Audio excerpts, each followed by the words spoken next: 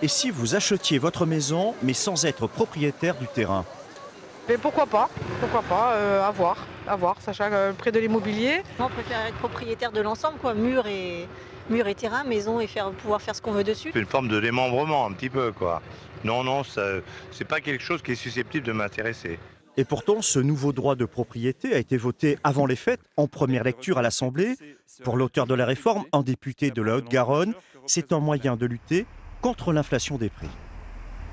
Il faut savoir que le prix du foncier a augmenté de 71% en 10 ans, ce qui fait que ne peuvent habiter aujourd'hui en zone tendue que les gens qui ont les moyens de s'acheter des appartements au prix au mètre carré où ils peuvent les trouver, ou alors éventuellement les personnes qui peuvent bénéficier de logements sociaux.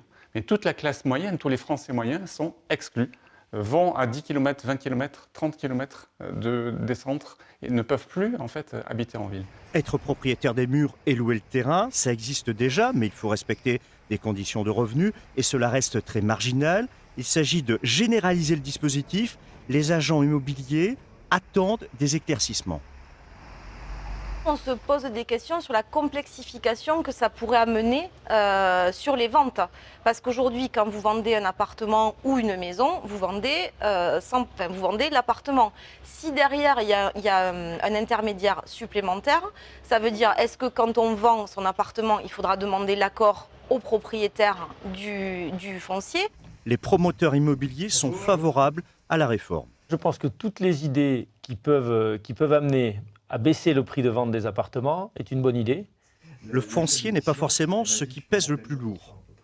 Le prix du foncier, c'est environ entre 12 et 20% du prix d'un logement.